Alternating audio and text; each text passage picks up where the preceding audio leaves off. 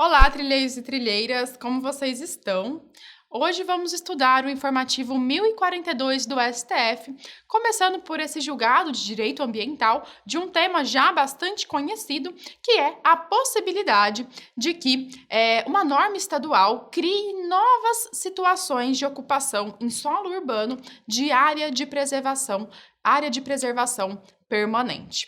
Então, aqui os dispositivos impugnados nessa ADI são os artigos 2º, inciso 3º, artigo 3º, inciso 2º, alínea C, e artigo 17 da Lei 20.922 de 2013 do Estado de Minas Gerais.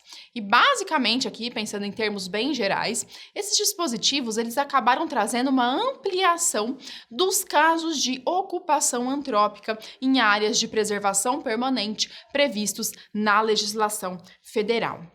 Então, à época, a norma vigente era a Lei Federal 11.977 de 2009, posteriormente revogada pela Lei 13.465, sendo que ambas trazem as hipóteses em que poderá haver ocupação humana em áreas de preservação permanente, que nós sabemos que possuem um tratamento diferenciado, uma proteção especial em decorrência da relevância dessas áreas, das áreas de preservação permanente, de modo que apenas nessas situações específicas previstas na legislação expressamente é que poderá haver eventual ocupação. Só que a lei do Estado de Minas trouxe uma ampliação dessas situações, trazendo outras hipóteses não previstas na norma federal. Lembrando que a competência para legislar sobre proteção ambiental, ela é concorrente entre União, Estados e Distrito Federal, conforme o artigo 24, inciso 6º da Constituição. Mas será que essa competência concorrente, ela autoriza os estados a ampliarem as hipóteses de ocupação antrópica em área de preservação permanente? E o STF entendeu que não, que é inconstitucional lei estadual que legitime ocupações em solo urbano de área de preservação permanente fora das situações previstas em normas gerais editadas pela União. Então vejam, quando nós falamos de competência legislativa concorrente em matéria de proteção ao meio ambiente, nós precisamos nos lembrar do princípio da predominância do interesse. Então, via de regra, a União ela legislará acerca daquelas questões de interesse nacional, interesse geral, enquanto que os estados poderão legislar sobre questões de ordem regional.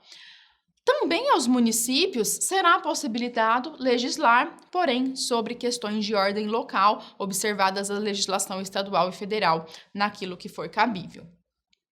Então vejam, a legislação estadual ela será respeitada apenas se promover um aumento no padrão normativo de proteção ao meio ambiente e respeitando ainda a legislação federal.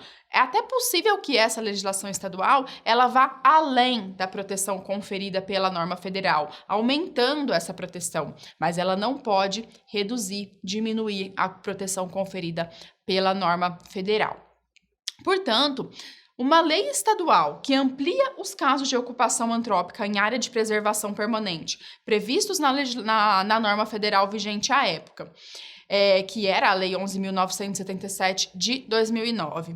Ela está absolutamente em descompasso com o conjunto normativo elaborado pela União,